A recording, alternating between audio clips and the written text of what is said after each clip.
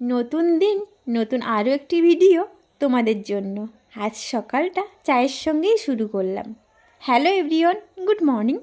কেমন আছো সবাই? আশা করছি সবাই ভালো আছো, সুস্থ আছো।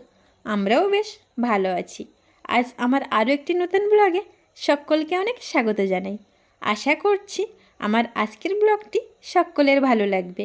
আজ মঙ্গলবার, সকাল 8টা মতো বাজে। এখন থেকে আমি আমার ভিডিওটি শুরু করছি।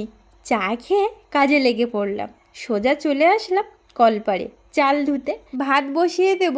আমার এই সামনের মাঠটা কয়েক মাস আগে সবুজে সবুজ হয়েছিল, তার কয়েক মাস পর সোনায় ভরেছিল।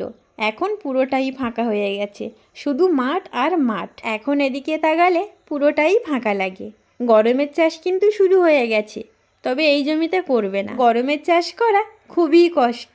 এই গরমের রৌদ্রে মাঠে থাকতে হবে। হাঁস, মুরগি, ছাগল, গরু সবটাই দেখে রাখতে হবে, না হলে যে পাতা খেয়ে নেবে। টাইম মতো জল দিতে হবে, টাইম মতো খলি করতে হবে, না হলে যে ফসল ঘরে উঠবে না।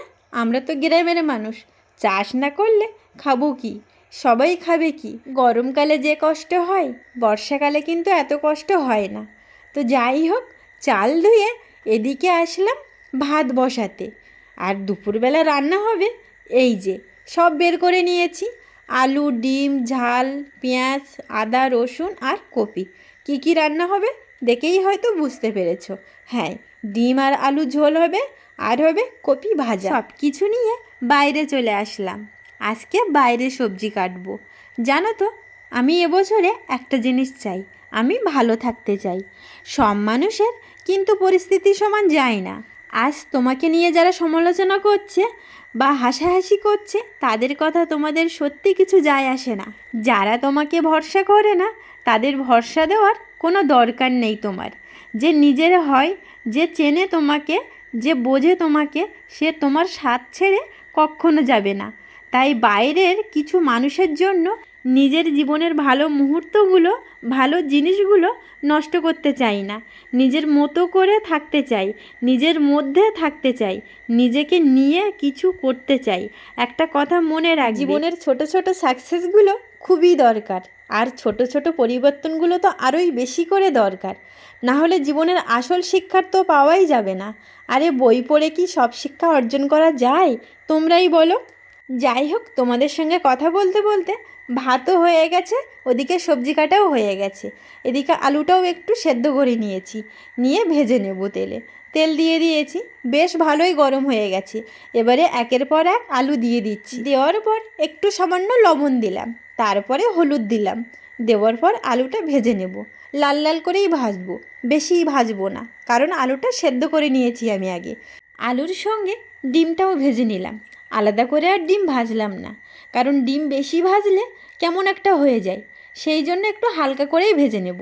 আমি ডিম কিন্তু বেশি ভাজি না, হালকা করেই ভাজি। আর আলুর সঙ্গে ভাজলে বেশ ভালোই হবে, একসঙ্গেই হয়ে যাবে। আলু আগে থেকে ভেজে নিয়েছি একটু বেশি করে, তারপর ডিম দিয়ে দিয়েছি। ডিম আর আলু বেশ ভালো মতোই ভাজা হয়ে গেছে। এবারে তুলে নিলাম। তারপর ওই কড়াইতে দিয়ে দিলাম তেল। তেল গরম হওয়া পর্যন্ত একটু অপেক্ষা করলাম। তারপর ওই তেলে দিয়ে দিলাম সামান্য চিনি আর দারচিনি, তেজপাতা। দেওয়ার পর একটু নাড়িয়ে চাড়িয়ে পেঁয়াজ দিয়ে দিলাম।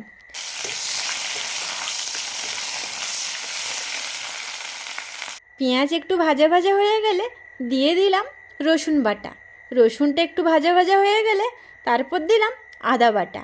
আদা একটু ভালো করে ভাজা ভাজা হয়ে গেলে দিয়ে দিলাম হলুদ। তারপর দিয়ে দিলাম লঙ্কার গুঁড়ো, তারপর দিলাম জিরের গুঁড়ো। সব মশলা একসঙ্গে দিয়ে ভালো করে কষে নেব। তারপর একটু জল দিয়ে দিলাম। জল দিয়ে বেশ ভালো করে কষে নেব, যত সময় না তেল তেল ছাড়ছে। তেল ছাড়ার পরে আলু দিয়ে দিলাম। আলু দেওয়ার পরে বেশ কিছু সময় ধরে কষিয়ে নেব আলুটা। তারপরে জল দিয়ে দিলাম, দিয়ে ঢাকা দিয়ে দেব। বেশি জল দিলাম না, অল্পই জল দিলাম, কারণ আলুটা আগে থেকেই সেদ্ধ করা ছিল। তার কিছু সময় পরে ঢাকনা খুললাম, দিয়ে দিলাম গরম মশলা। ব্যাস, তরকারি হয়ে গেল ডিম আর আলুর তরকারি। গরম মশলা দিয়ে ঢাকা দিয়ে রেখে দিলাম। এভাবেই থাক, আগুনের ওপরে থাক, ভালো লাগবে খেতে। আর এ সাইডে ওলকপি কেটে রেখেছিলাম, ভাজা করব। তেলে পেঁয়াজ দিয়ে দিয়েছি আর দিয়ে দিলাম ঝাল, তারপরে দিয়ে দিলাম কপি, দেওয়ার পরে লবণ দিলাম, তারপরে দিলাম হলুদ, দিয়ে ভালো করে নাড়াচাড়া দিয়ে ঢেকে রেখে দিয়েছিলাম। 5-6 মিনিট পরে ঢাকা খুললাম, তারপর নাড়াচাড়া দিয়ে লাবিয়ে নিলাম। এ সাইডে ডিমের তরকারিও লাবিয়ে নিলাম, উনুনের ওপরে ছিল, লাবিয়ে নিলাম। এদিকে কপি ভাজাও হয়ে গেছে। ব্যাস, দুটো তরকারি আজ রান্না কমপ্লিট। এটা ছিল রাতের বেলার তরকারি, একটু গরম করে নিলাম।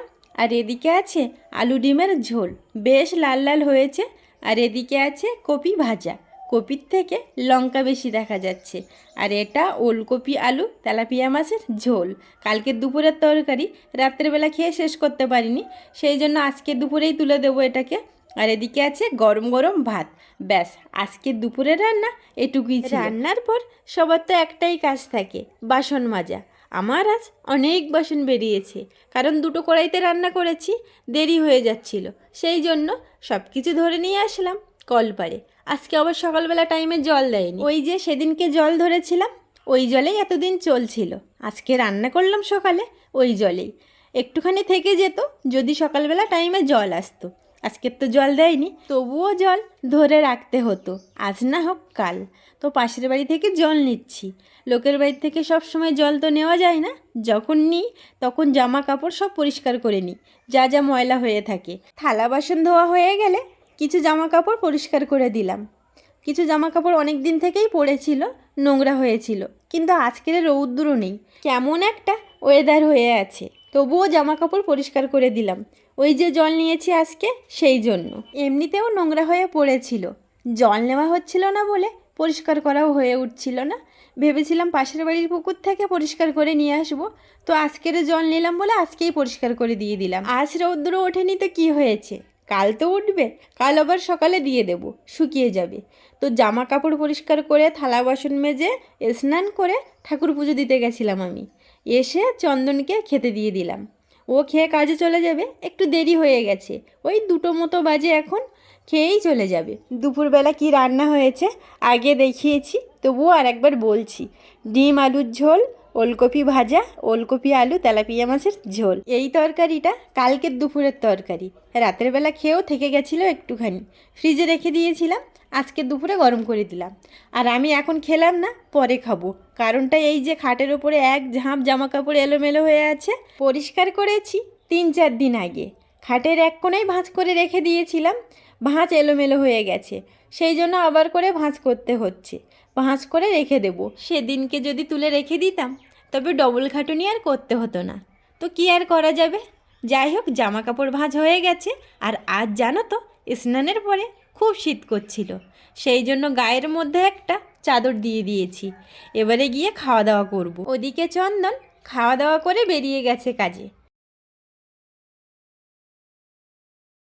বেরিয়ে গেছি দুজনে, যাব হচ্ছে একটু বাজারে, কিছু জিনিস কেনাকাটি করার আছে, তবে বাজার খোলা আছে কিনা সেটা জানি না। এখন টাইম হচ্ছে রাত 9টা, একটু আগে চন্দন ঘরে আসলো, তারপর আসলাম। তবে বাইরে বেরিয়ে দেখি বেশ ভালোই ঠান্ডা আছে, কিন্তু বাজারে এসে দেখি বাজার বন্ধ। এইমাত্র ঘরে আসলাম, বাজারে গেছিলাম, বাজার তো পুরোটাই বন্ধ হয়ে গেছে। রাত 9টার দিকে বাজারে গেলে কি আর বাজার খোলা থাকে? ওই 2-1টা দোকান খোলা আছে, যে দোকানে গেছিলাম ওটাও বন্ধ করে দিচ্ছিল। একটাই জিনিস নিয়ে বাড়িতে চলে এসেছি। সবজি বাজারে গেলাম তো দেখলাম সবজি বাজার পুরোটাই বন্ধ হয়ে গেছে। কিছু বাজার করার ছিল, তো আজ তো বাজার হলো না, 10টা বেজে যাওয়ার মতো হয়ে গেছে। দুপুরে ওই ডিমের তরকারি আছে, ভাতও আছে, আর আমি তো রাত্রেবেলা রুটি খাবো, রুটি করবো এবারে। তো চলো, ভিডিওটি এখানেই শেষ করছি। সবাই ভালো থাকবে, সুস্থ থাকবে, দেখা হচ্ছে নতুন কোনো একটি ভিডিওর সঙ্গে। ততক্ষণের জন্য সবাইকে টাটা।